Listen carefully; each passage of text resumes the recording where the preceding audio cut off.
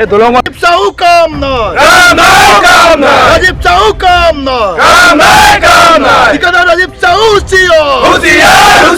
ঠিকাদার রাজীব চাও হায় হায় ঠিকাদার রাজীব চাও কাম নাই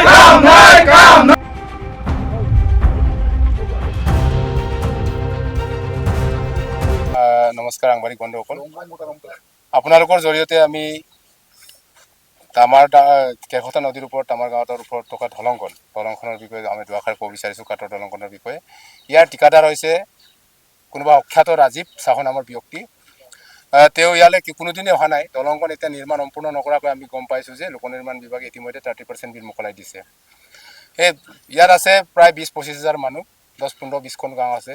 এই গাঁৱৰ মানুহবিলাকক এটা পোতাশালত পেলাই থৈ ৰাজীৱ চাহু নামৰ এই ব্যক্তিজন কি কাৰণত দলংখন সম্পূৰ্ণ নকৰা, ইয়াত আলকাতৰা পেলাই কাঠ পেলাই তেওঁ কাম সম্পূৰ্ণ নকৰাকৈ আমাৰ এই ৰাজ্যৰ পইচা উঠাই নিয়াৰ তেওঁৰ অধিকাৰ কোনে দিছে?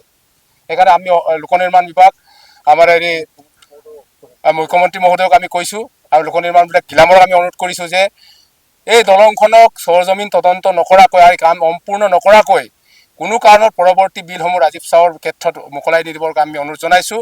আৰু ৰাজীৱ চাহুক আমি ইয়াৰ পৰা অখিয়াই দিছোঁ, ডাঙৰীয়া আপুনি অলপ সোনকালে আহি এই দলংখন অতি শীঘ্ৰে 5 দিনৰ ভিতৰত মেৰামতি সম্পূৰ্ণ কৰক, নহ'লে আপোনাক ব্লেক লিষ্টেড কৰিবৰ কাৰণে আমি প্ৰশাসনৰ যোগাযোগ অব্যাহত ৰাখিম। সেইকাৰণে আমি ইয়াৰ পৰা অতি অখিয়াই দিছোঁ ৰাজীৱ চাহুক। আপোনাৰ নিচিনা দালাল ইয়াত নচলিব।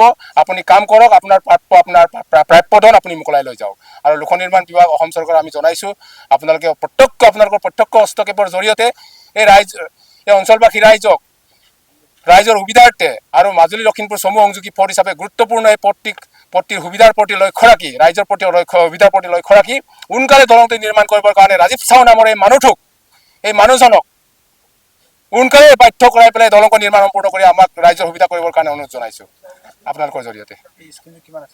স্কিমটো 4 কোটি টকা আছে বুলি আমি গম পাইছিলোঁ বিভিন্ন বিভাগৰ জৰিয়তে। আৰু স্কিমটো মোকলাই নিয়াৰ ক্ষেত্ৰত জাতীয় সংগঠন TMP KMMK যথেষ্ট তেখেতে সহায় সহযোগ কৰা হৈছিলে, কিন্তু এই সহায় সহযোগ কৰা অঞ্চলখনৰ ৰাইজকে তেওঁ লাট মাৰি পেলাই এতিয়া আমাক পোতাশালত পেলাই থৈ দিছে। সেইকাৰণে ৰাজীৱ চাহুক বাৰে মই উঠাই দিব বিচাৰিছোঁ, আপুনি ইমিডিয়েট আহক, এই দলংখনৰ কাম নিৰ্মাণ কাৰ্য সম্পূৰ্ণ কৰক, নহ'লে আমি অন্য পাকেদি যাবলৈ বাধ্য হ'ম।